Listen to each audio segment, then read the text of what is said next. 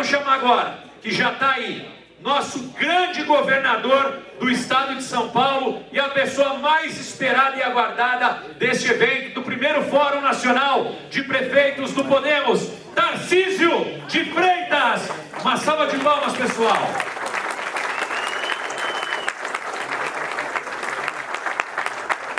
Essa semana eu encontrei o governador em Brasília e falei: governador, vai se acostumando a voltar para cá, hein? Que em breve vai vir para o palácio aqui, hein? Nós vamos descobrir que o Lucha também foi técnico do time do governador hoje. E ele vai dizer que o time dele é o melhor do mundo também. Tudo se repete, pessoal, falei para vocês.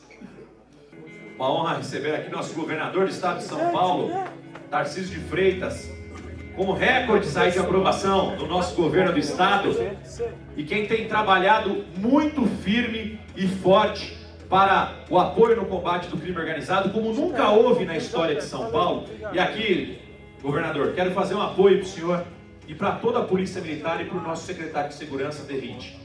A gente só vê a imprensa criticar e falar mal quando atitudes estão sendo feitas de formas corretas, mas elas são duras de serem tomadas. Eu sei que em todos os setores, governador, as pessoas erram. A corporação da Polícia Militar é uma corporação correta. Ela não ensina o errado para aquele policial que está entrando. Mas todas as corporações são falhas porque elas são geridas e feitas por seres humanos. E quem são falhos somos nós, os seres humanos. Mas o senhor, o nosso secretário de Segurança, em momento algum baixar a cabeça e punem aqueles errados. E eu quero muito que o senhor conte comigo, com a Renata, com a bancada do Podemos, para que nós continuemos apoiando o seu governo, a sua gestão, o combate ao crime organizado, o apoio à Polícia Militar do Estado de São Paulo, e continue com esse grande trabalho, que o senhor é um grande homem público que o Estado de São Paulo precisa e necessita. Parabéns pelo mandato, governador. E vamos ouvir agora o nosso governador do Estado de São Paulo, Tarcísio de Freitas. Vou cumprimentar a todos aqui na pessoa da Renata Abreu, nossa grande presidente do Podemos. Aliás, que partido, viu? Que partido. Você vê que o evento é tão bacana que botaram o Gambale aqui para ser mestre de cerimônia, né? Para ter um mestre de cerimônia desse nível aqui é porque o negócio é bom mesmo. Mas, gente, sinto-se todos abraçados. Eu quero dizer que eu sinto um orgulho muito grande, é uma honra muito grande para mim participar desse encontro. Renata me falou: você pode participar do nosso Fórum Nacional dos Prefeitos, encontro com os nossos prefeitos. Nós temos aqui também os nossos deputados federais. E eu digo, claro, com toda certeza, vou participar porque faz todo sentido. Para mim é um orgulho grande. Eu tenho visto o trabalho da Renata, né, para estruturar esse partido, que é um partido aqui em São Paulo super animado, com grandes gestores que fazem um grande trabalho. Podemos fez uma grande eleição aqui e, obviamente, eu estou aqui para conversar, para bater um papo, né? Quem sou eu para orientar alguém? Não sou ninguém aqui nesse cenário, né? Nós temos pessoas aqui muito experientes, que já foram prefeitos outras vezes. Quem já foi prefeito aí? Então já tem estrada, enfim. E a minha ideia é bater um pouco de papo, né? Contar um pouco do que a gente está pensando aqui em São Paulo, o que a gente está fazendo, como é que eu vou caminhar junto com os prefeitos de São Paulo, né, as sugestões que a gente tem, aquilo que a gente está fazendo, enfim. E eu vou começar falando da preocupação fiscal. Eu acho que é um tema que a gente está vendo, está percebendo no Brasil com certa preocupação. Eu, particularmente, tenho bastante preocupação com essa questão. A gente está vendo o nível de endividamento do Brasil subindo bastante. Só para vocês terem ideia, em outubro de 22, o Brasil se endividava a uma taxa de 710 milhões por dia. Hoje a gente se endivida a uma taxa de 3,35 bi por dia. Todo dia a gente se endivida 3,35 bilhões. A nossa dívida bateu 9 tri. A relação dívida-PIB, que era de 71%, no final de 22, hoje está tocando os 80% e crescendo. A gente está com um prêmio de risco da casa de 8%, que é um prêmio de risco semelhante ao que nós tínhamos no período da Dilma. Isso significa que às vezes você quer rolar dívida e não vem o investidor estrangeiro, não tem ninguém que compra o nosso título lá fora. Então a gente começa a ter dificuldade também para rolar a nossa dívida, principalmente com o cenário de juros dos Estados Unidos. E, obviamente, isso é um desafio para nós, é um desafio para quem estrutura projeto, é um desafio para quem quer atrair capital e impõe ao Brasil um risco enorme, que é o risco da gente perder o controle da inflação. É o risco de você ter uma inflação crescente e o instrumento de política monetária começar a ser ineficaz para conter essa inflação. A gente tem que preparar estados e municípios para esse cenário. Por quê? Porque no início a inflação ela aumenta a arrecadação. Então a inflação ela puxa a arrecadação para cima. Os estados arrecadam mais com a inflação. No início, porque depois isso traz uma trava tão grande para a economia que a arrecadação despenca. E a gente tem que preparar o Estado para aquilo que virá lá na frente, porque o que eu imagino é que nós vamos ter um primeiro semestre ano que vem de boa arrecadação, ou seja, a gente arrecadando mais em função de uma inflação que começa a crescer, cresce um pouquinho, então os estados começam a arrecadar mais, né, porque a economia brasileira é muito indexada, mas depois você começa a experimentar a desaceleração econômica. Quando começar a experimentar a desaceleração, a gente começa a arrecadar menos. Então a gente sempre teve essa preocupação fiscal aqui no estado de São Paulo. Para quem está com a gente, foi prefeito com a gente aqui no ano passado, sabe, né, que 2023 foi duro, foi muito duro, 2024 melhorou bastante, eu acho que 2025 vai ser melhor, mas a gente está estruturando o estado para dar conta de tocar suas políticas públicas e, obviamente, também apoiar os municípios. De que medida? A gente criou um programa aqui que se chama São Paulo na Direção Certa. O São Paulo na Direção Certa é um programa fiscal. Basicamente é um programa fiscal. E a gente está tentando mexer todas as alavancas para ter uma saúde financeira. Primeira alavanca, redução de despesa. Então nós começamos o mandato, aprovamos na Assembleia Legislativa uma reforma administrativa. Uma primeira etapa de reforma administrativa. E nessa reforma administrativa a gente cortou 20% dos cargos em comissão do Estado. 20% dos cargos. Qual é a conclusão que eu chego hoje? Sabe qual é? É que dá para cortar mais. Ainda cortei pouco. Então, quando você vai ver, as estruturas vão ficando arcaicas ao longo do tempo. A gente precisa inserir a questão, o tema da digitalização. Digitalização é um negócio importante demais. Os estados precisam ficar digitais. Municípios precisam ficar digitais. O governo federal já é bastante digital, verdade seja dita, então houve um esforço grande de digitalização, de governo digital. E aqui em São Paulo a gente achou um cenário diferente, um estado muito analógico, muito pouco digital. Por isso nós criamos uma secretaria para cuidar disso, uma secretaria, né, que cuida de gestão e governo digital. Os países que mais crescem no mundo, a Índia é um exemplo, ela se dedica ao tema da digitalização, que digitalização traz eficiência. A Índia, por exemplo, que cresce 7, 8% ao ano hoje, tem um Ministério de Governo Digital. Em São Paulo a gente tem uma Secretaria de Governo Digital. Né? Então, à medida que a gente vai digitalizando processos, a gente vai vendo que não tem necessidade de determinados postos, ou seja, eu posso cortar determinados cargos. Então, nós cortamos 20% dos cargos. Já estamos vendo a possibilidade de cortar mais cargos. A gente tem que fazer uma análise também das estruturas de governo. Por exemplo, São Paulo tem 4 agências de desenvolvimento metropolitano. Né? Nós temos a Agência de Desenvolvimento Metropolitano da região de Sorocaba, da região de Campinas, da Baixada Santista e do Vale do Paraíba. Alguém pode me apontar um produto dessa Agência de Desenvolvimento Metropolitano nos últimos anos? Não tem. E se não tem, elas precisam existir? Por exemplo, o que a MTU faz hoje em São Paulo? Gestão de contrato, basicamente gestão de contrato. Quem tem que fazer gestão de contrato? Artesp. Esses contratos têm que ir para a Artesp. E quando eles vão para a Artesp, a MTU não precisa existir. E por aí vai. Fundação do Remédio Popular.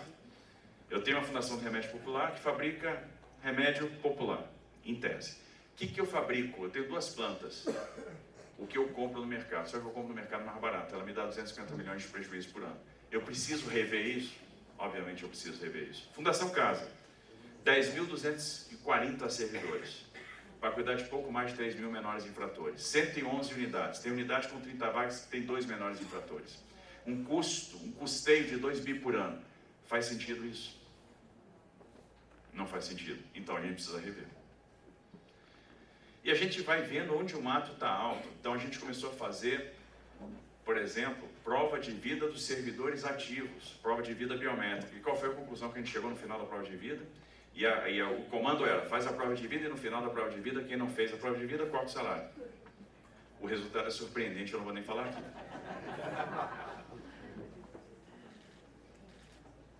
É surpreendente. Então a gente vê que mesmo em estado como São Paulo, o mato estava muito alto. Então o que a gente está fazendo? Adequando a gestão pública. Nós tínhamos uma estrutura aqui com 217 cargos em comissões diferentes. Cada cargo, mesmo de mesmo nível hierárquico, em secretarias diferentes, proporcionavam remunerações diferentes. Então imagina, posições de mesmo nível hierárquico, em secretarias diferentes, com remunerações diferentes. A gente saiu de 217 cargos em comissão, níveis diferentes, para 18. E agora a gente está estruturando secretaria por secretaria. Em cada secretaria, a gente está cortando cargo. Cortando novamente. A gente já tinha cortado 20%, agora a gente está cortando mais. A gente está analisando as estruturas que não precisam existir. A gente está vendo os órgãos que vão realmente ser extintos. As empresas que vão ser fechadas, as autarquias que vão deixar de existir. Porque a gente tem que estruturar o Estado para ele ser enxuto, Porque aí a gente vai ver que a sobra de dinheiro é grande. É impressionante, mas o primeiro sistema de RH do Estado de São Paulo está ficando pronto agora em dezembro. Nós não tínhamos um sistema de RH. As folhas eram feitas nas secretarias, mandadas para a Secretaria de Fazenda e lá era consolidado. Então a gente está fazendo o primeiro sistema, está ficando pronto agora. E aí a gente vai fazendo alguns testes. E quando a gente faz os testes, o resultado também é surpreendente. Porque imagina o seguinte, um estado que tem uma folha de 130 bi por ano, se você pega 1% de problema, é 1,3 bi.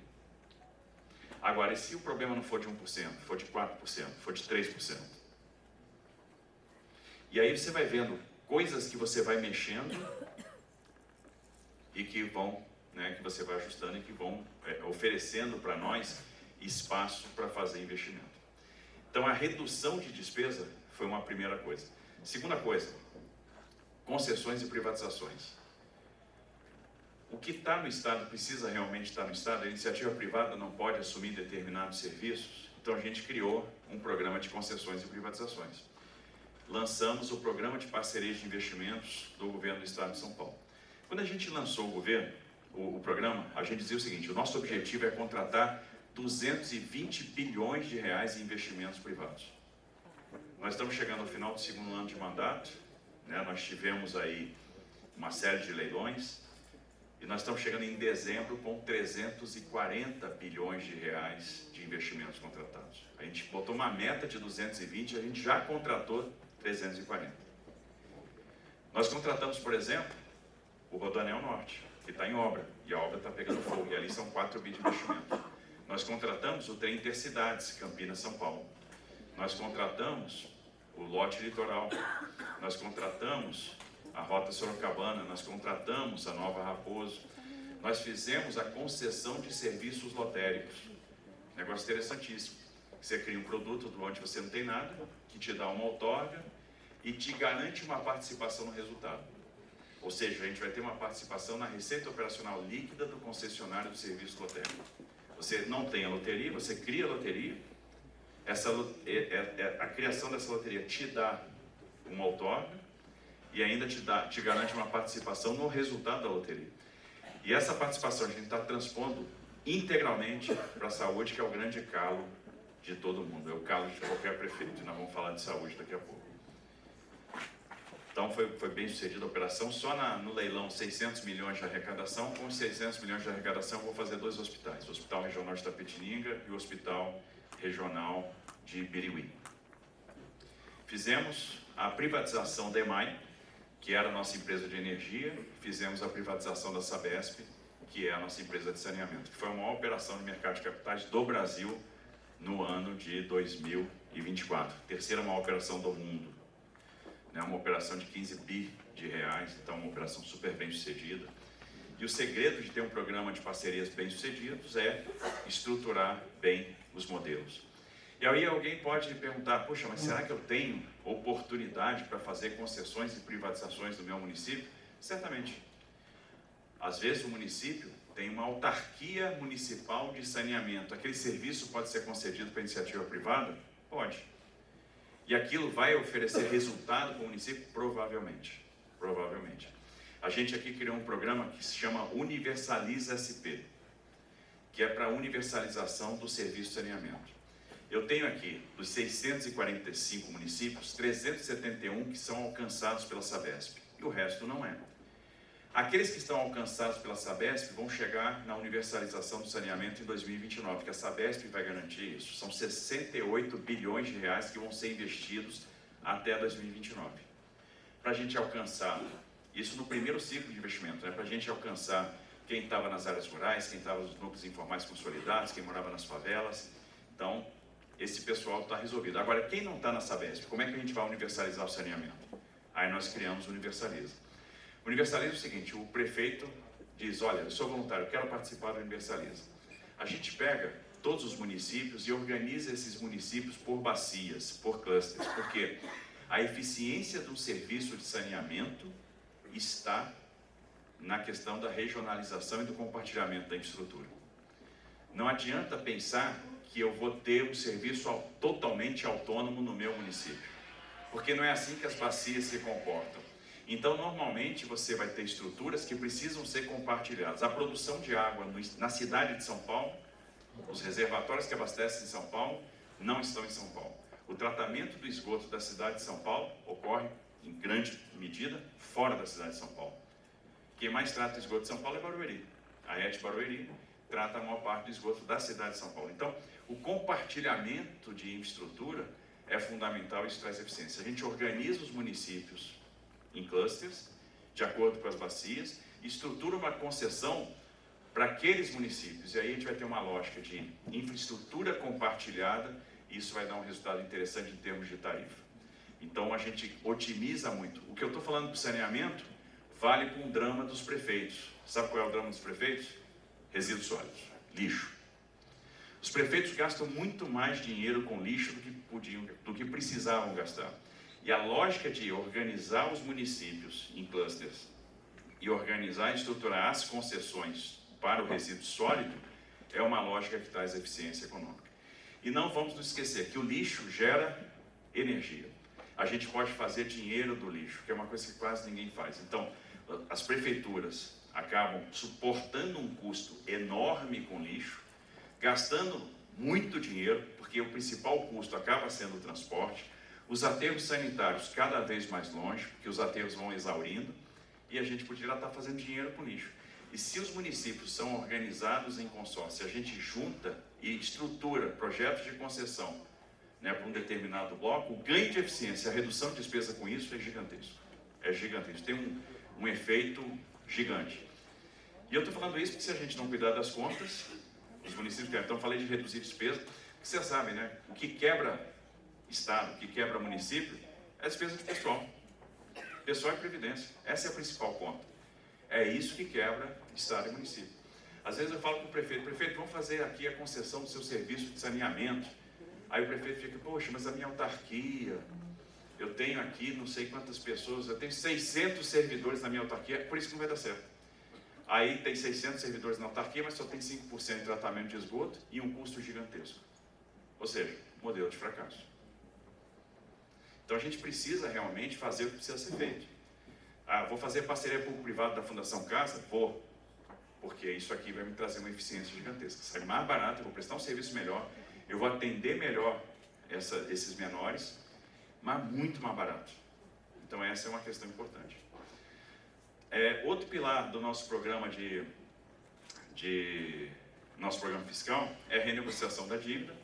O Estado de São Paulo é um Estado que se endividou muito ao longo do tempo para fazer infraestrutura. A gente tem um serviço da dívida equacionado, a gente consegue pagar o serviço da dívida, nós não temos um problema de inadimplência, mas a gente paga 21 bi de serviço da dívida por ano. Se pegar a maior obra em execução na América Latina é a linha 6 do metrô aqui de São Paulo, é uma obra de 18 bi. Então a gente paga uma linha 6 e mais um pouquinho todos os anos de dívida, né? Amortização, serviço da dívida.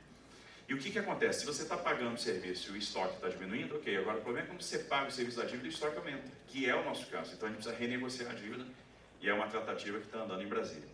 E por último, e mais importante, benefícios fiscais. A revisão dos benefícios fiscais, que é um negócio que, quando o gestor vai mexer, é uma gritaria, ninguém quer, porque o setor privado fica lá, né? Não, pô, temos que cuidar das contas, temos que rever benefício. Quando você vai mexer no benefício, não, mas peraí, mexe nos outros, meu não. Deixa o meu benefício aqui, tranquilo. Só que não dá, é impossível. O Estado de São Paulo tem um gasto tributário de 72 bi por ano. Então está na hora de rever benefício, porque tem benefício que faz sentido e tem benefício que não faz sentido. Tem benefício que, se você mexer, de fato você vai ter uma pressão inflacionária em setores que você não quer ter essa pressão inflacionária. Tem benefício que, se você mexer, você afeta a competitividade. Né? É o caso de eu ter plantas aqui e uma planta lá na Zona Franca de Manaus. Se eu mexo no benefício aqui, desliga a produção aqui, passa a trazer tudo de lá e a minha arrecadação, ao invés de subir, ela cai. Opa, então mexer nesse benefício não é legal para nós. Agora, tem benefícios que não fazem o menor sentido, porque é uma coisa que a gente faz análise.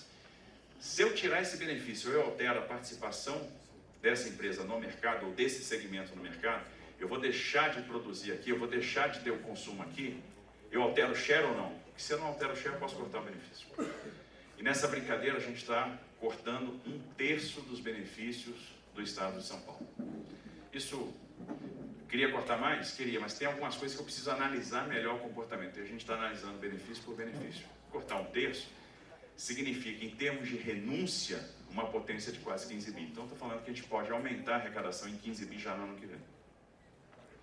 Isso é importante para vocês, porque os prefeitos de São Paulo aí vai ser legal. Porque quando você está revendo isso, está aumentando a arrecadação de ICMS, vai melhorar a cota parte de ICMS para os municípios. Então, quem vai ganhar com isso são os prefeitos. Né? A gente ganha fôlego, ganha potência fiscal, os prefeitos é que vão ser beneficiados. Então, o nosso programa fiscal tem essas vertentes, né? Redução de despesa de pessoal, concessões e privatizações, renegociação da dívida e revisão dos benefícios. É um pouco na linha que a gente está indo. Fazendo isso, a gente consegue pensar nas políticas públicas, né? Eu tenho uma preocupação muito grande de tentar ajudar os municípios. A gente fala muito de gestão municipalista, né? Esse negócio e tal. Gestão municipalista tem que ser municipalista de verdade. A gente tem que caminhar junto com os municípios. Porque, veja, não adianta eu achar que a minha responsabilidade vai ser fundamental 2 e médio na educação e receber um cara que não teve base lá nos primeiros anos, na educação infantil, no Fundamental 1. Aí o município está cuidando desse jovem, mas ele vai, quem é que vai chegar para mim depois? Se a gente for pensar em política de superação de pobreza, que é uma coisa importante, e a superação de pobreza não pode ser confundida com transferência de renda. Se a gente for pensar em superação de pobreza, a coisa mais moderna que existe em termos de desenvolvimento social é cuidar da primeira infância. A gente precisa cuidar da primeira infância. E aí a gente tem que começar a olhar para creche, primeira coisa. A gente tem, creche é uma responsabilidade do governo, do Estado? Não e sim. Se a gente pegar o Estado de São Paulo, mais de 100 municípios não tem creche. Uma creche sequer. São Paulo, o Estado mais rico do Brasil. O que a gente está fazendo? O Estado está construindo 113 creches. Já entreguei 53, vou entregar mais 60. Então eu estou apoiando os municípios com vagas de creche. E a gente tem que pensar nisso em termos de superação de pobreza, porque é o seguinte, a gente é muito competente em identificar quem está em situação de vulnerabilidade e desenhar um programa de transferência de renda ou inserir esse cara num programa de transferência de renda. A gente é muito pouco competente em fazer aquilo que é mais importante, garantir a emancipação, que é dar a porta de saída. Quando eu cheguei aqui, eu fui ver o que nós tínhamos. E São Paulo pagava 19 bolsas diferentes. E esse negócio custava quase 4 bi por ano. E quando você pega esse valor de bolsas que você paga, bolsa disso, bolsa daquilo, bolsa para não sei o quê, qual é a efetividade? Você está fazendo a diferença na vida exatamente de quem? Eu estou conseguindo emancipar alguém e você chega à conclusão que eu estou superpondo bolsas sem efetividade nenhuma. Eu não estou tirando ninguém da linha da pobreza. Então o dinheiro que eu estou jogando fora. Se eu quiser superar a pobreza, eu preciso pensar em outras coisas. As pessoas precisam de desenvolvimento individual. Eu tenho que identificar onde estão as famílias, primeira coisa. Sabe onde é que estão as famílias mais pobres do estado de São Paulo? No mesmo lugar onde estão as famílias mais ricas do estado de São Paulo. A pobreza, ela se desenvolve, né, num segmento que vem da Baixada Santista, passa pela região metropolitana e segue até a região metropolitana de Campinas. Aqui estão 730 mil famílias em situação de extrema pobreza no estado de São Paulo. Porque quando você fala em pobreza no estado de São Paulo, geralmente se pensa Vale do Ribeira, Pontal do Paranapanema, Ponta do Vale do Paraíba. Não. A maior pobreza se concentra onde se concentra também a maior riqueza. E aí a gente vê o tamanho da desigualdade. E nós temos que desenhar os programas de emancipação. Então, dessas 730 mil famílias, quantas eu quero alcançar? Para começar o programa, para ter um programa efetivo. Porque veja, programas de superação de pobreza no mundo, em grande medida, foram mal sucedidos. É difícil você encontrar no mundo programas de superação de pobreza bem sucedidos, que consigam fazer a última perna, que é a perna da superação. E aí a gente tem que se perguntar, o que eu tenho que fazer? Primeiro, identificar as pessoas, abordar essas pessoas e construir o plano de desenvolvimento individual. E isso envolve capacitação do nosso recurso humano, do nosso recurso de assistência social. Segundo, às vezes a mãe não quer fazer uma capacitação e não quer ingressar no mercado de trabalho porque não tem onde deixar o filho. Creche é uma questão, então eu tenho que levar a creche se eu quero superar a pobreza naquelas regiões. Às vezes a pessoa não topa fazer uma capacitação e não topa ingressar no mercado de trabalho porque ela não tem com quem deixar o idoso. Então a guarda do idoso é um problema, a gente tem que pensar nisso, nós temos que arrumar uma solução. Como, por exemplo, Vida Longa, que é o nosso programa aqui para a terceira idade.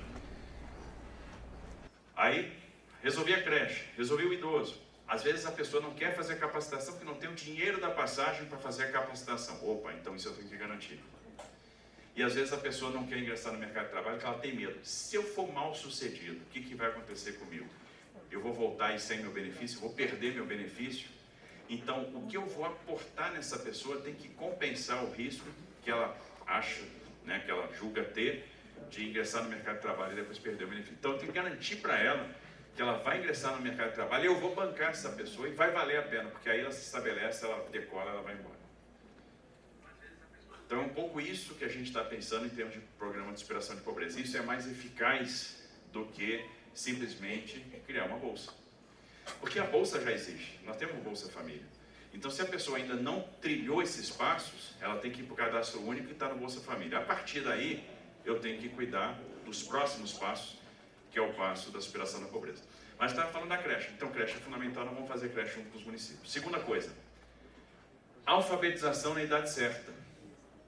Então, a gente tem que auxiliar os municípios a fazer a alfabetização na idade certa. E é uma coisa que os prefeitos precisam estar preocupados.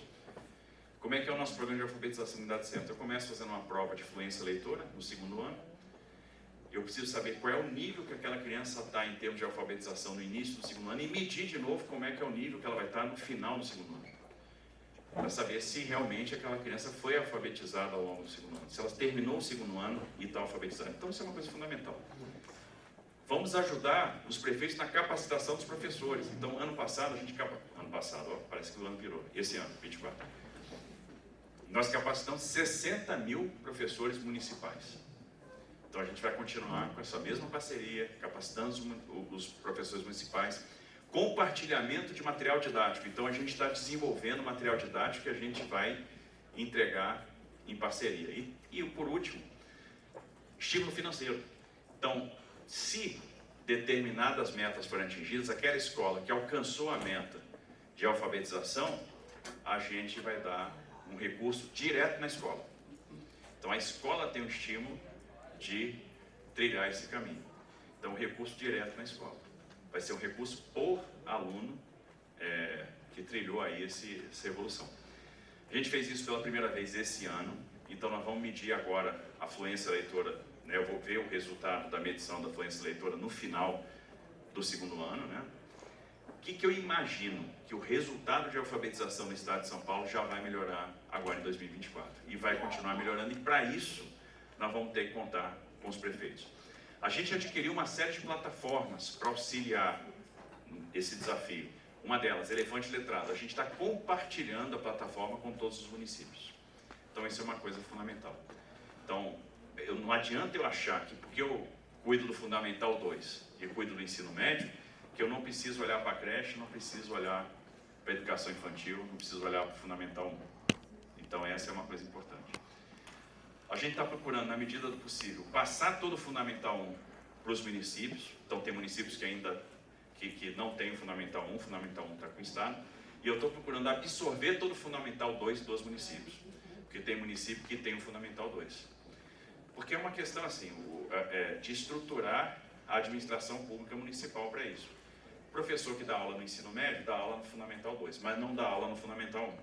Então o ideal é que o Fundamental 1 todo fique com os municípios, o Fundamental 2, o ensino médio todo, fique com o Estado. Então essa é um pouco a lógica. Tenho feito tratativo com os municípios nesse sentido, a gente tem sido bem sucedido, tem dado certo, a gente está absorvendo o Fundamental 2, está passando o Fundamental 1, né, e isso tem sido muito bom. Problema sério que nós temos, calo de todos os prefeitos, Caio Amado, saúde. Saúde. Quem tem pesadelo com saúde aí? Eu fico perguntando, quanto é que Jamburandi gasta do orçamento com saúde? 26. São Vicente. Saúde é o grande problema de todo mundo. E é natural. Por quê? As pessoas estão envelhecendo. As pessoas demandam cada vez mais saúde, né? Então a demografia mudou. E a gente tem um grande desafio. Custeio da saúde, funding de saúde. Imagina São Paulo. Eu tenho 105 hospitais próprios e tenho mais 360 filantrópicos, né? Mais os hospitais universitários. E aí, basicamente na filantropia, o que acontece? Como a tabela SUS está congelada há muitos anos, quanto mais procedimento você faz, mais prejuízo você acumula. As santas casas vão ficando exauridas financeiramente, elas vão ficando cada vez mais endividadas, e quando elas não dão mais conta, o que acontece? Dois movimentos. Ou ela fecha leito, ou muda a relação convênio-SUS. Eu passo a atender mais convênio, passo a atender menos SUS. O efeito para nós, que precisamos abrigar as pessoas no SUS, é o mesmo. Menos disponibilidade de leitos, menos oferta de leitos. O que a gente criou aqui em São Paulo?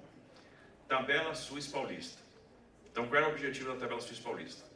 Repactuar os procedimentos e remunerar melhor. Então hoje a gente chama a Santa Casa, qual é a produção que você pode ter?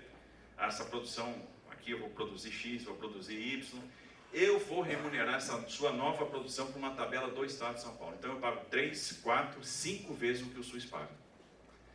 E aí eu tenho um estímulo, eu começo a equilibrar as contas, porque aqueles municípios, aquelas santas casas, e isso vale também para os hospitais universitários, vão começar a ter uma remuneração melhor por procedimento, uma remuneração que, né, fecha a conta. Então começamos neste ano com a tabela SUS Paulista. Resultado, a gente abriu 2.500 leitos na filantropia que estavam fechados. A gente já abriu mais 3.000 leitos próprios, em hospitais próprios do Estado. Então isso é aporte de recurso, não tem jeito. A gente tinha, por exemplo, leitos fechados na oncologia. A gente começa o mandato botando 400 milhões para abrir leitos na oncologia. Então, no final, nós abrimos aqui 5.500 leitos. 5.500 novos leitos. Porque é muito comum você, e acontecia isso quando eu estava na campanha ainda, como candidato, eu chegava numa região e o pessoal dizia assim, candidato, você se compromete a fazer o nosso hospital regional? E eu falava, não. Pô, o cara é doido, né? Hein, Vanderlei? Pô, o cara vai lá na cidade do cara, o cara pede o hospital para você, você é candidato, você quer o voto do cara, e você diz, não vou abrir. Pô, doido. E eu explicava, sabe por que eu não me comprometo com o hospital regional de vocês? Porque vocês não precisam de um hospital regional. Aqui na região, eu tenho tantas santas casas, eu tenho tantos leitos fechados, e se eu reabilitar esses leitos, eu dou conta da demanda. Então eu vou reabrir os leitos, eu não vou abrir o hospital. Quanto é que custa um hospital? Custa X. Quanto é que custa manter um hospital por ano? Custa X por ano. A relação é quase 1 para 1. Então, se você gastar 20 milhões para abrir um hospital, você vai gastar 20 milhões por ano para manter. Então não adianta abrir coisa e não pensar no custeio. Você abre, como é que eu vou manter aquele serviço depois? E a gente tem que saber o que a gente precisa abrir de fato. Então a gente fez esse movimento com a Tabela SUS Paulista. 5.500 leitos abertos. A produção no estado de São Paulo subiu muito, só para ter uma ideia. São Paulo fazia 720, 750 mil procedimentos eletivos ano. No ano de 24, nós vamos fazer 1.200.000 procedimentos eletivos. São Paulo fazia 7.000 cirurgias cardíacas ano. Esse ano nós vamos fazer 14.000 cirurgias cardíacas. Então a produção aumentou muito. Isso significa que as pessoas estão saindo da fila. Então quando a gente chega, a gente tem um cenário de 700.000 pessoas na fila. Hoje a gente tem 100.000 pessoas na fila. Só que, claro, 100.000 que estão aqui não estavam lá atrás. É porque as pessoas vão saindo, vão entrando. Então a gente conseguiu dar celeridade a esse negócio. As pessoas estão entrando e estão saindo. Outra coisa importante, a gente resolveu em São Paulo publicizar a saúde. Então a gente trabalha aqui com modelo de organizações sociais. Então tem parte dos meus hospitais próprios foram transferidos para organizações sociais. Qual é o risco disso? É que se o chamamento público é mal feito, você vai contratar uma organização social que vai te dar dor de cabeça. Então qual foi o comando? Sobe a régua. Pega a régua e joga lá em cima. Eu preciso fazer um chamamento público que me permita trabalhar com uma boa organização social de saúde. E existem excelentes organizações sociais de saúde. O último chamamento que a gente fez, a gente botou 3 hospitais, porque também a lógica é o seguinte, tem grandes grupos de saúde aí que estão abrindo faculdade de medicina, todo mundo precisa de hospital para fazer residência, então quando você pega um hospital novo, fica todo mundo doido para pegar um hospital novo, né? Então a gente foi lançar um chamamento para o Hospital de Barueri, quase 400 leitos, equipamentos novinhos que a gente vai inaugurar em dezembro. E aí todo mundo queria o Hospital de Barueri. Ah, tudo bem, você quer comer o filé? Quero. Vai roer um ossinho também. Então eu vou botar outros 2 hospitais da administração pública para você administrar. Então, quem levar Barueri vai levar também Taipas e vai levar Vila Penteado. Vai ferrar. Não, esse já foi. Aí fizemos chamamento. Hospital dos Bandeirantes Barueri, Hospital de Taipas, Hospital de Vila Penteado. Régua lá em cima, fizemos chamamento público. Quem levou o chamamento público? Sírio-Libanês. Então, quem que vai fazer a gestão de Taipas, Vila Penteado? Aliás, Taipas e Vila Penteado já começaram a operar, a produção já aumentou. E vão fazer a gestão também do Hospital dos Bandeirantes lá em Barueri? Sírio-Libanês. E aí a mesma coisa vale para o Einstein, a mesma coisa vale para o Oswaldo Cruz, a mesma coisa vale para Santa Catarina, ou seja, essas grandes OS de saúde. Porque se não botar a régua lá em cima e for fazer contratação de OS, pode contratar porcaria. E aí é dor de cabeça, contratar dor de cabeça. Esse é um ponto. Outra questão, a gente criou aqui o incentivo de gestão municipal, que na verdade é o reforço do PAB. O que a gente está fazendo? Olha, o Estado passava R$4 per capita por município, para cada município, né? R$4 per capita. Então a gente, para cada pessoa, R$4 para atenção básica. A gente está mandando agora de R$4 a R$40. Por quê? Preciso mandar mais dinheiro para atenção básica. Agora, o que vai determinar se o município vai ganhar mais dinheiro para atenção básica ou menos dinheiro para atenção básica? Performance. Vulnerabilidade e performance. Os municípios mais vulneráveis vão ganhar mais per capita para atenção básica. E segundo, para ganhar mais dinheiro, vai ter que performar mais. Performance, em alguns quesitos, aumenta a cobertura vacinal, realização do pré-natal, controle do câncer de colo de útero, monitoramento, o diagnóstico os exames de câncer de colo de útero, os exames do câncer de mama, monitoramento da hipertensão arterial, monitoramento de diabetes. Então a ideia é passar mais recursos.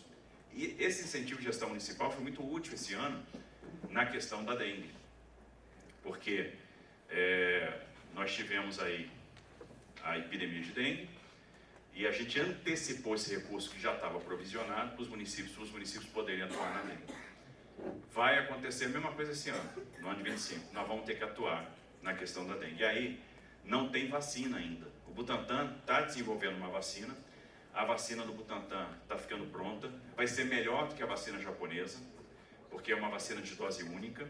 A gente vai ter capacidade de produzir, mas ela não vai estar disponível ainda para 25. Para 25, talvez a gente consiga liberar 1 milhão de doses. A gente vai ter uma capacidade de produzir até 60 milhões de doses, mas isso vai ficar para 2026. Isso significa que não tem jeito. Nós vamos ter que atuar em conjunto, porque combate à dengue é parceria. Combate à dengue é combater foco de mosquito. E é um trabalho eminentemente do município. Então, se os prefeitos atuarem na largada, então o prefeito vai assumir janeiro, já tem que botar na cabeça, vou ter que combater dengue, vou ter que combater poça de água, água parada, não sei o quê, porque senão vai ter problema com dengue. Aí vai ter um monte de gente com dengue que vai pressionar todo o sistema de saúde municipal.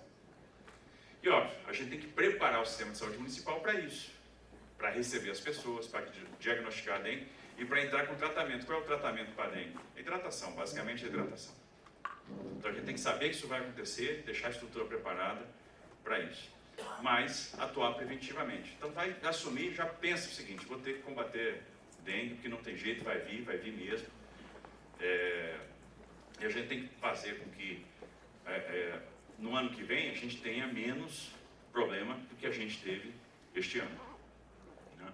Então isso é uma coisa fundamental. E outra coisa, tem mais duas coisas fundamentais. Regionalização. A regionalização eu considero uma das coisas mais importantes. Porque a gente tem que entender que o sistema de saúde não pode trabalhar de forma isolada. Ele tem que ser complementar. Imagina se todo prefeito resolver fazer tudo. Clássico, maternidade. Todo prefeito quer ter uma maternidade na sua cidade. Imagina se todo prefeito quiser fazer parto. Aí às vezes eu recebo o prefeito lá, ele chega para mim, governador, me ajuda com a minha maternidade? Perfeitamente. Quanto é que você precisa de dinheiro? Preciso de tanto. Quantos partos você faz? Tanto. Digo, prefeito, já viu quanto é que custa seu parto? 25 mil reais. Vou te dar um conselho. Fecha a sua maternidade, dá um voucher para o cara ser atendido na Unimed, que o teu parto ele vai ser bem atendido e vai custar 5. É isso que acontece. Então não adianta pensar que todos os prefeitos vão ter que fazer tudo. Não, se todo prefeito quiser ter uma maternidade, então a gente tem que organizar o sistema de saúde. É para isso que serve a regionalização, para a gente especializar a rede. Nesta região, quem vai fazer parto? Quem vai fazer ginecologia e obstetrícia? Quem vai fazer trauma e ortopedia? Quem vai fazer oncologia? Porque aí a gente otimiza. O cidadão vai saber para onde vai, ele vai saber onde é que está a unidade de referência e aquelas unidades não vão ser superlotadas. E vai ser muito mais barato. Porque se a gente não organizar o sistema, ninguém vai dar conta do custeio. Vai todo mundo quebrar. Porque é aquele negócio, todo mundo quer ter uma unidade. Eu quero ter uma maternidade no meu município. Aí vai lá a maternidade. O vizinho vai, eu quero ter uma maternidade no meu município também. Aí vai lá. E depois alguém vai ter que fechar a maternidade. Que não vai conseguir manter. Aí ele vai, eu não posso fechar minha maternidade porque é um custo político. Não é isso que acontece? Alguém vai ter que fechar. Porque é impossível manter tudo. Se a gente não especializar a rede, vai todo mundo quebrar. Então a regionalização serve para isso. Serve para a gente ter a visão de referência. Porque, por exemplo, o que acontece? Nós temos hospitais terciários aqui nas sedes das regiões administrativas. Você vai no hospital terciário, está lá 130%, 140% da capacidade. Você vai nos hospitais ao redor, eu tenho às vezes 40%, 50% da capacidade. Então eu tenho capacidade sobrando e vai todo mundo para o terciário. É por isso que a gente tem que organizar, às vezes, onde eu vou ter pronto-socorro, quem vai trabalhar pronto-socorro porta aberta ou porta fechada, quem só vai receber paciente via regulação. E as regulações têm que conversar. Porque senão o paciente vai ficar esperando, tendo vaga em algum lugar que a gente não está vendo. E obviamente isso é uma questão de sistema. Eu estou falando isso muito aqui com a minha Secretaria de Saúde. Outro dia, estou tendo uma reunião, essa altura do campeonato, 2 anos de mandato, e a minha Secretaria de Saúde, olha, nós estamos desenvolvendo um sistema, e aí o desenvolvimento vai custar tantos milhões de reais para a gente fazer o controle e a dispensação de medicamento. Eu falei, esquece, não faz. A gente tem que fazer uma parceria com o privado e contratar uma empresa de logística, porque dispensação de medicamento não é problema de saúde. Dispensação de medicamento é problema de logística. E ninguém melhor que uma empresa de logística para fazer isso, porque eles têm sistema, eles são eficientes, eles têm depósito e eles entregam em casa. Então eu não preciso ter vários depósitos, eu uso depósito privado.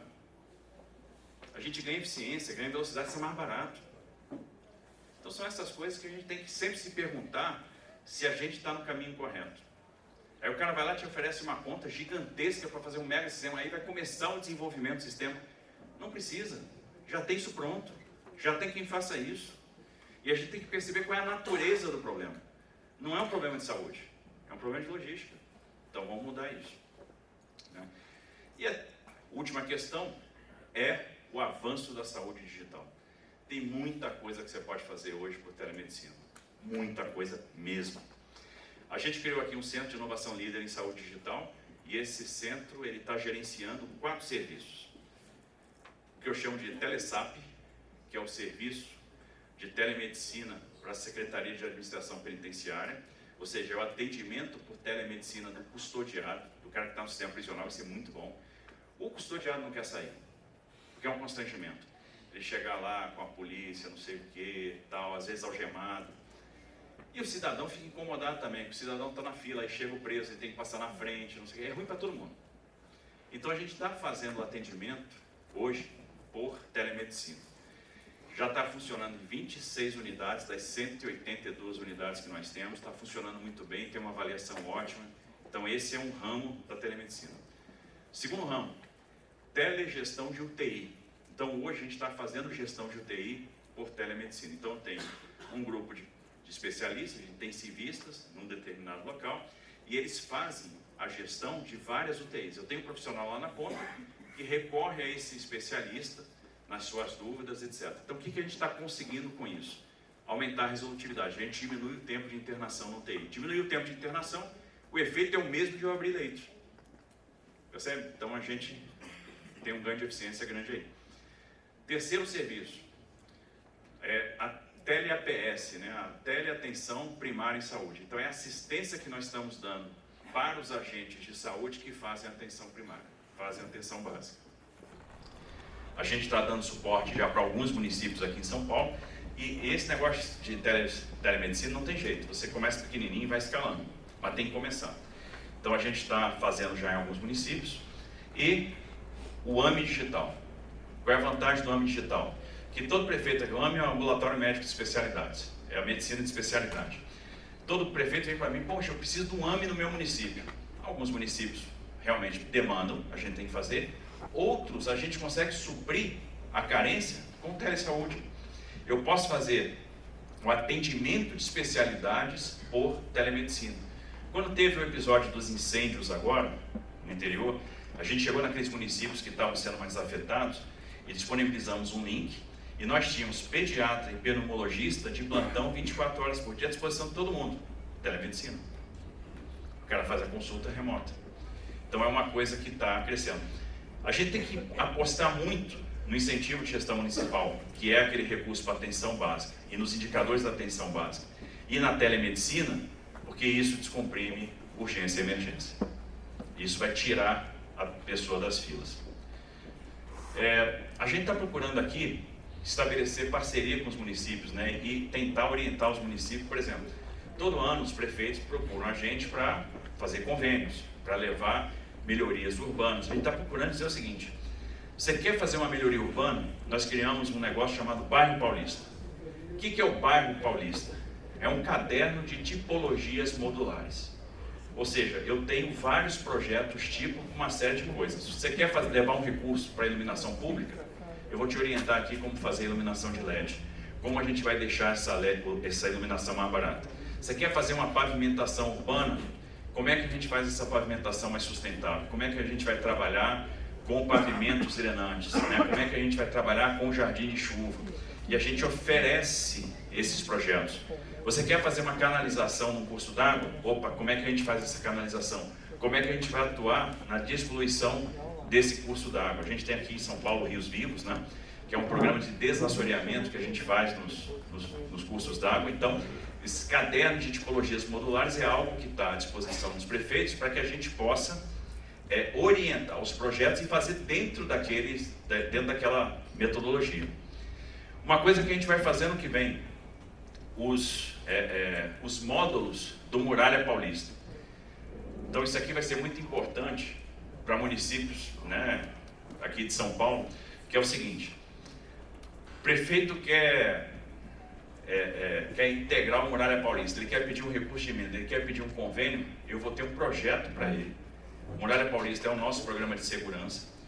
ele vai receber o projetinho lá da instalação, das câmeras, da sala de monitoramento. A gente vai passar o recurso, ele vai construir aquele negócio, vai passar o dinheiro para ele, o módulo está pronto e a gente já vai integrar isso no sistema da polícia para a gente melhorar o policiamento ostensivo.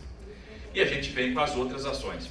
Pô, se eu melhorar a iluminação, melhorei a iluminância, eu melhoro segurança pública? Com certeza, diminuo a criminalidade. E esses pacotes, né, porque aí eu vou integrando tudo num único sistema, isso me ajuda a reduzir a mobilidade criminal.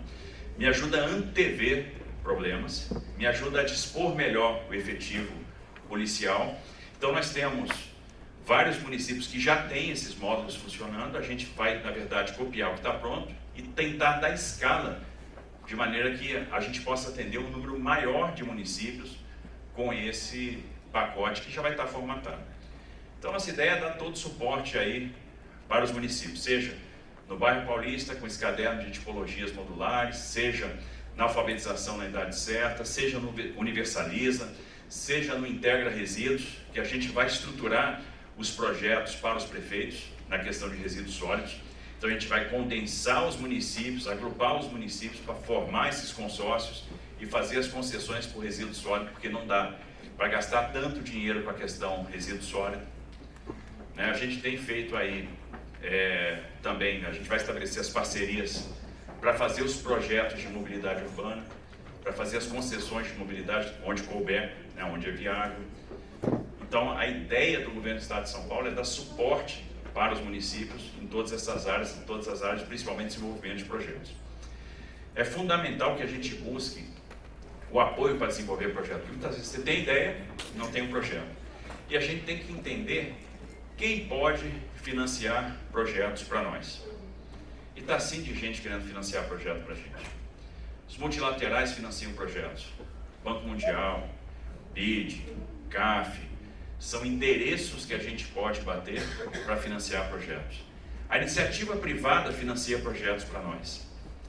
Então, nós temos organizações como, por exemplo, Movimento Brasil Competitivo. Você tem um projeto de gestão, você bate lá na porta do Movimento Brasil Competitivo, ele compra aquela ideia, vou fazer para vocês. Eles bancam um projeto para vocês. Comunitas banca projeto para vocês. E às vezes tem coisas que você tem que ter cara de pau mesmo, né? A gente tem uma iniciativa privada aqui em São Paulo que responde muito. Aí eu lembro que quando teve aquela tragédia de São Sebastião, nós perdemos uma escola em Juqueí, com deslizamento. E nós fomos lá e fizemos uma escola nova. E essa escola ficou muito bonita, ficou realmente muito bacana. Escola super moderna, repercutiu super bem, etc. E aí um grande empresário de São Paulo me mandou um WhatsApp, a sede da empresa dele é em Piracicaba, e ele diz assim para mim: cara, parabéns pela escola, ficou bonita, não sei o quê. Eu digo: rapaz, gostou? Gostei. A escola ficou bonita? Ficou bacana pra caramba. Digo: pô, podia ter uma dessa em Piracicaba, né? Ele falou: pô, podia, você faz? Faça, só você pagar. Você paga? Ele falou: paga. Opa, vamos fazer. Começa a construir no início do ano que vem. Em 26 está pronto. Vou dar um número para vocês. É uma empresa que investe 40 bi no estado de São Paulo para fazer uma escola de 15 milhões. Para ele, não é nada. E esses caras querem, eles topam, eles têm essa veia filantrópica. Então, beleza, vamos usar isso. E nós vamos matar. Vamos fazer a escolinha lá e vai ficar muito bacana. Nós fizemos parceria público-privada para a escola. Né? Nós fizemos PPP para a escola, para construção e gestão de escola.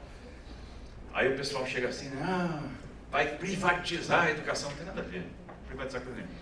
O que é isso? 80% das escolas de São Paulo têm mais de 20 anos de idade. Significa que as infraestruturas estão super depauperadas, já estão super velhas, né? As escolas estão caindo nos pedaços. Então, eu preciso melhorar a infraestrutura. E tem várias cidades que eu tenho déficit de vagas, principalmente no ensino diurno. Isso faz com que os alunos tenham que obrigatoriamente ir para o noturno. E quem está no noturno rende menos de quem está no diurno. Uma coisa é o aluno que precisa trabalhar e precisa daquela vaga no noturno. Outra coisa é o aluno que está indo para o noturno por falta de vaga no diurno. Então esse aluno que está indo para o noturno porque não tem vaga no diurno, eu preciso criar vaga no diurno. E aí quando eu crio vaga no diurno, eu posso fechar algumas vagas no noturno e deixo as vagas abertas só para aqueles que realmente precisam trabalhar à noite. E aí nós fizemos a PPP das escolas. Então, nós fizemos um projeto, botamos lá para a iniciativa privada. Como é que funciona? O privado vai construir a escola e vai gerir a escola. Então, o privado fica responsável pela construção do equipamento, vai construir uma escola nova, uma escola moderna. O privado vai equipar a escola. O privado vai cuidar da conectividade, vai cuidar do parque de tecnologia de informação, vai cuidar do circuito interno de TV, vai cuidar da segurança, vai fazer a vigilância, vai preparar a merenda. Só não vai comprar um insumo, eu vou fornecer um insumo, porque aí eu faço o link com o Programa Paulista de Agricultura de Interesse Social. Então eu compro da agricultura familiar e passo aquele insumo para ele. Mas a confecção da merenda ele faz. E ele vai ser avaliado por isso tudo. Tem indicador de desempenho, o regulador vai lá. Se ele não estiver cumprindo meta, ele não recebe a remuneração, ele tem penalidade. Ele faz a manutenção. Imagina que hoje é o diretor da escola que está preocupado com a limpeza de calha. Aí de vez em quando o forro caiu. Ah, por que o forro caiu? Porque o diretor não fez limpeza de carne. Aí de vez em quando a escola está sem limpeza. Por quê? Porque o contrato acabou e a gente tinha uma situação aqui, 91 diretorias educacionais, cada diretoria fazia a sua licitação de limpeza. Você contrata com fracasso, não tem a menor chance de dar certo. Alguém vai deixar de fazer. Alguma escola em algum momento vai ficar sem um contrato. Então a gente resolve isso. Aí o privado vai lá, cuida da limpeza, cuida da manutenção predial, cuida de tudo. O que a gente faz? Cuida de pedagogia. Vai entrar lá o diretor da escola, vai entrar lá o coordenador pedagógico, vão entrar lá os professores, vão receber um equipamento novinho e vão cuidar só de ensinar. A manutenção, a gestão do equipamento está com a gente, está com um contrato com a iniciativa privada. E ao fim e ao cabo, ao longo dos anos, sai mais barato para o Estado. É um contrato de longo prazo, eu ganho esse carro. Aí eu fiz o primeiro leilão em outubro, né, e o segundo leilão em novembro. E os projetos já estão prontos. É a diferença de velocidade da iniciativa privada. Eu vou conseguir antecipar aí uns 6 meses em termos de implantação dessas escolas. E aí, nessa primeira rodada que a gente fez, eu estou oferecendo 35 mil vagas. São 33 escolas que eu disponibilizo 35 mil vagas. A gente tem que pensar como mexer nas coisas, né? Por exemplo, como é que eu crio um incentivo para a gente melhorar a performance? Vamos começar pelo incentivo financeiro.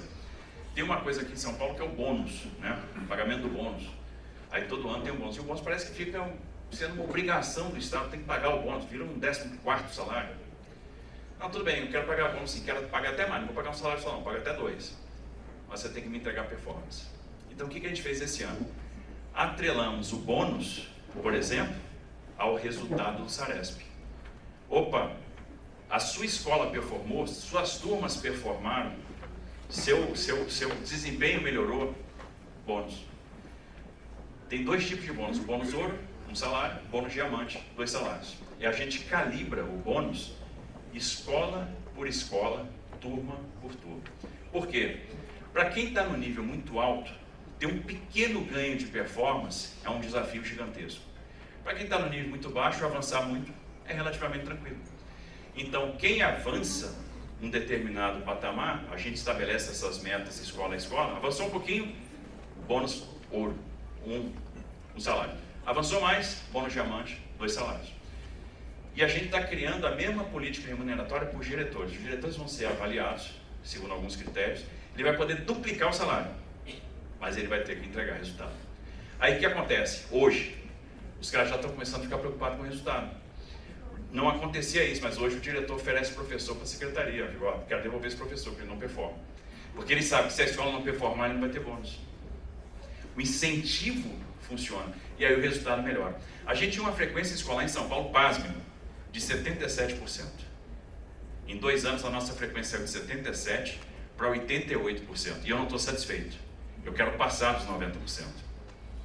A gente começou a aplicar a prova paulista, eu tinha uma média de performance de 41% na prova paulista. Hoje eu tenho 56%. Mas eu não estou satisfeito. Ano que vem vai ser o primeiro ano, logo em janeiro, porque a gente vai mandar os nossos alunos de ensino médio para o exterior para fazer intercâmbio. Então, no 9º ano a gente faz uma prova de idioma. Quem vai bem na prova de idioma ganha um curso de inglês. O Estado paga o curso de inglês. Quantas vagas? 70 mil vagas. 70 mil vagas de curso de idioma e o Estado banca esse curso de idioma. Aí a gente pega desses 70 mil, os 1.000 melhores e manda para o exterior. Irlanda, Reino Unido, Austrália, Canadá, Estados Unidos. E o cara vai passar um semestre lá fora. Vai aprender a falar idioma, porque idioma é importante. Eu estou preocupado em desenvolver competências. O que o mercado quer? O mercado quer capacidade de comunicação, quer habilidade para resolver problema. Então o aluno tem que ser bom em matemática, tem que ser bom em português, tem que ser bom no idioma, vai ter que aprender inglês. A gente está dando oratória, a gente está dando liderança, a gente está dando robótica, a gente está dando programação, que a gente tem que conectar esses jovens com o mercado de trabalho. A gente começou o mandato em 2023 com 9% dos alunos do ensino médio no ensino profissionalizante. Início de 25 a gente vai ter 30% dos alunos de ensino médio no ensino profissional. Em 26 nós vamos ter 43% dos alunos de ensino médio do estado de São Paulo no ensino profissionalizante. Sai com duas formações, sai com 2 diplomas, o do ensino médio e do ensino profissional. E obviamente, o que eu tenho no ensino profissional?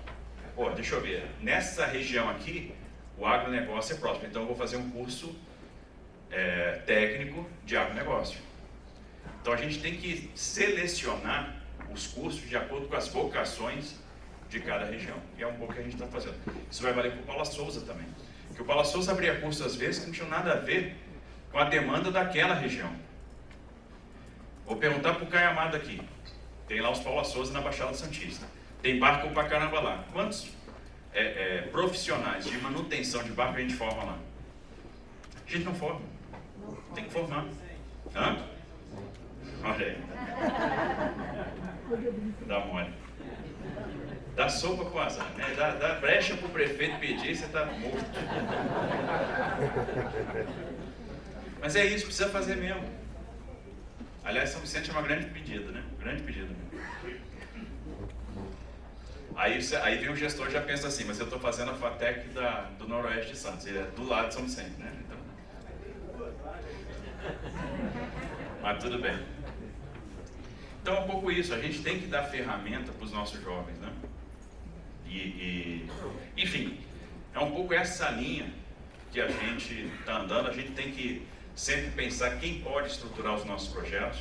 Não falta dinheiro para bons projetos, não falta dinheiro para boas iniciativas, e a gente tem que ficar ligado naquilo que o mundo vai oferecer para nós. Economia do conhecimento, transição energética. Por isso que o lixo é uma coisa interessantíssima, que a gente pode fazer dinheiro com lixo. A gente pode diminuir a distância de transporte. Ao invés de transportar quilômetros e quilômetros para levar lixo para um aterro sanitário, eu posso transformar o lixo em energia. Você pega o seguinte, o que a gente faz com o lodo do tratamento de esgoto? O lodo do tratamento de esgoto pode virar biometano. E se não virar biometano, ele pode virar energia. E aí você faz dinheiro com o lodo do tratamento de esgoto, você não perde nada. E se você tirou o biometano, o que sobra vira fertilizante. Você vai comercializar o fertilizante. Então a gente tem que começar a pensar nessas coisas, porque senão todo o lodo do tratamento de esgoto vai para o aterro. E aí é transporte.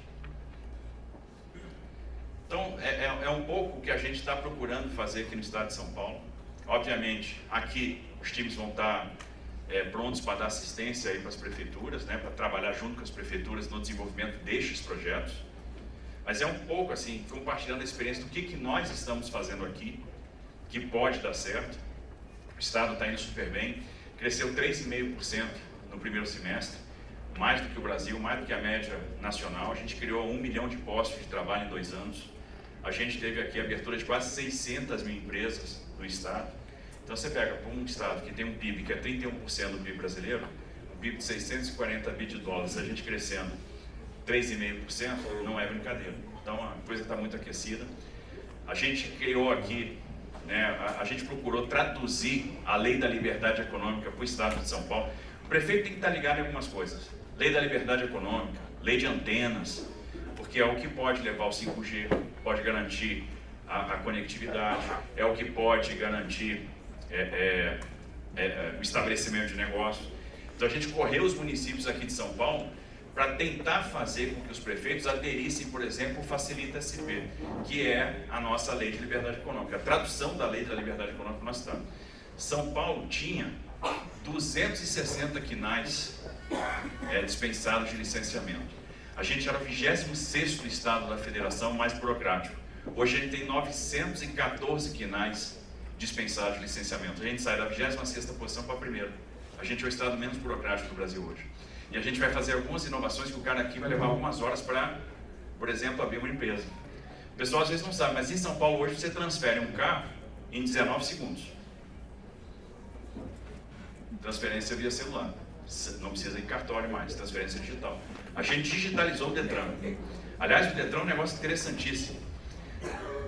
E esse cuidado a gente tem que ter. Você chega num lugar, você tem que olhar as coisas, né? Primeira coisa que me chamou a atenção do Detran. Por que o Detran de São Paulo, sendo muito maior que o segundo maior Detran do Brasil, que é o de Minas, arrecadava 2 bi a menos que o Detran de Minas? Bom, deve ter um motivo. Aí a gente começou uma jornada de digitalização do Detran. Digitaliza tudo. Tudo agora está sendo digital lá. Digitaliza. O que aconteceu? A gente aumentou 2 bi de arrecadação em um ano.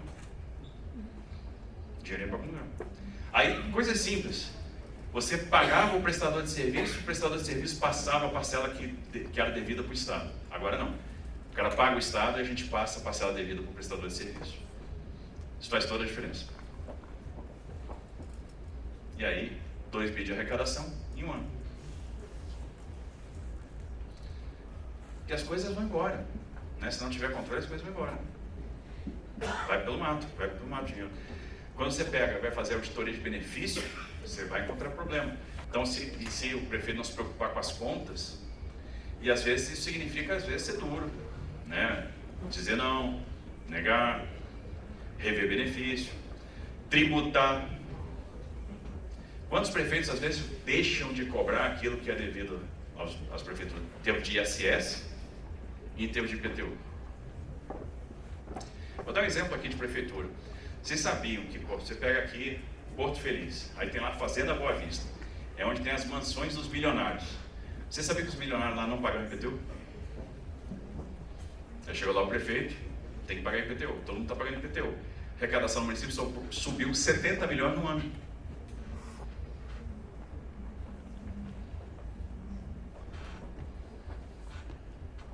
Tem que cobrar. Tem que cobrar. Porque é isso que vai virar política social lá na ponta. É isso que vai garantir sustentabilidade para o município. É isso que vai dar fôlego lá para o prefeito fazer o que ele tem que fazer. Porque é apertado, né? A gente sabe que não é apertado, a gente sabe como é que é difícil. Bom, mas eu não quero cansá-los não. A ideia era compartilhar um pouco do que a gente está fazendo aqui no estado de São Paulo. Hoje nós temos aí o maior programa habitacional da nossa história. A gente entregou, vamos chegar ao final do ano com 50 mil unidades entregues. São Paulo entregava 25 mil, 20 mil, 11 mil, chegou às vezes 30 mil imóveis a cada período de 4 anos. A gente já entregou 50, estamos entregando 50 em 2 e estamos com 107 em obra, 107 mil, e eu quero chegar a 200. Eu quero chegar em 26 com 200 mil unidades entregues. A gente investia 1 bi em habitação, eu estou investindo 4 bi em habitação. Só que para você fazer isso, você tem que criar espaço em algum lugar. O dinheiro tem que sair de algum lugar. E a gente tem que preparar para aquilo que vai vir. Porque eu já tenho que pensar numa possível desaceleração que virá. Desacelera, cai a arrecadação. A gente tem que dar conta de não perder a impulsão para não deixar parado aquilo que está acontecendo. Você pega cidade de São Paulo. Metrô de São Paulo, em 50 anos de história, tem 104 km de extensão. Em 26 eu vou ter 54 km em obra. 67 bi de contratos de trens e metrô, mais um trem intercidades assinado já. E nós vamos contratar mais ano que vem. Então a gente está procurando pisar no acelerador, mas tem que estruturar o Estado para isso. Então, a ideia aqui era bater papo, compartilhar um pouco da experiência. Para os prefeitos de São Paulo aí, nós vamos estar à disposição, sempre. E desejar para vocês aí muito sucesso, uma boa sorte na gestão que vai se iniciar. Vocês fazem parte do partido aí muito animado, muito competente, a gente sente uma energia boa no Podemos. Eu sempre falei isso para a Renata, onde a gente vai, a turma é animada, a gente vê resultado. Os municípios administrados pelo Podemos aqui em São Paulo são municípios muito bem administrados, Então, desejo para vocês todo sucesso aí, que vocês possam fazer a diferença, né? Levar a política pública de qualidade para a ponta, fazer o cidadão de vocês ter mais acesso a serviço. Vou estar torcendo por vocês aqui, desejar para todos aí um Feliz Natal, né? Muito importante. Natal sempre é um momento mágico, né? Um momento de lembrar da vinda do Criador, daquele que veio para tirar o pecado do mundo, daquele que veio para nos salvar. Né? E desejar para vocês um ano de 25 maravilhoso, cheio de realizações, cheio de vitórias, que vocês comecem com o pé direito. E aquele negócio, mandato, o pessoal fala que é maratona, né? Não é não, é corrida de 400.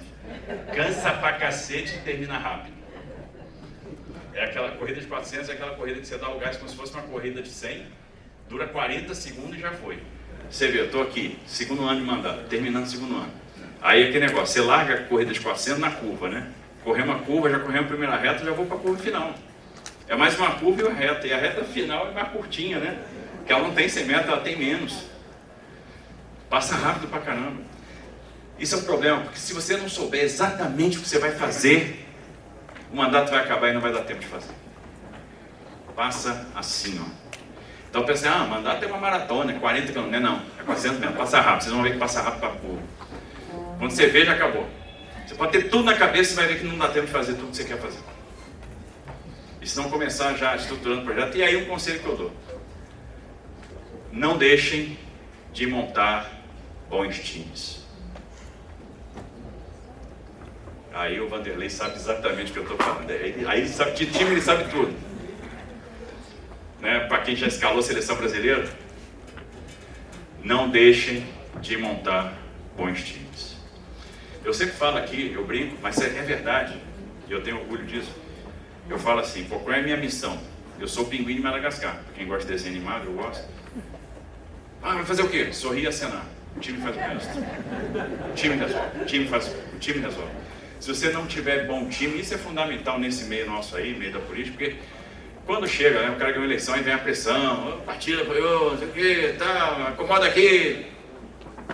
Cuidado. Principalmente naquelas funções mais chaves. Você tem que ter gente boa. Gente técnica, gente que entenda daquele negócio. Porque se você não montar bom time, você está morto. Não vai performar.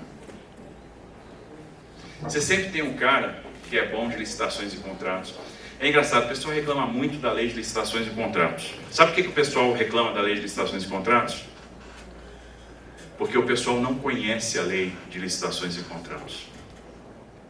É possível transformar um orçamento determinístico num orçamento probabilístico e trabalhar com intervalo de confiança? É. É possível fazer pagamento por performance? É. A lei tem uma série de instrumentos que estão à disposição do gestor. É possível trabalhar com garantias? É. Por que o gestor não faz isso? Porque ele não conhece a lei. E aí reclama da lei. Ele não sabe operar a lei. Ele não sabe, às vezes, os instrumentos que existem no próprio orçamento.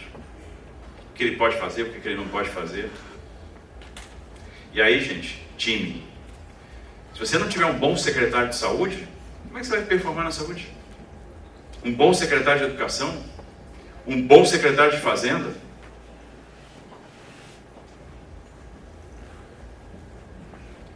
Aí você está morto. É fundamental ter bons times, até para trabalhar em conjunto com os estados. Né? Cada um no seu estado. Fundamental para os times poderem interagir. Então, se eu pudesse dar um conselho, um único conselho, montem bons times. Isso é fundamental. Isso aí garante muito sucesso. Né? Montar uma boa equipe. Pensem muito na equipe que vocês vão montar. Eu vou falar um negócio aqui meio contra a política, mas não é. Cuidado com as indicações, sejam rigorosos com isso.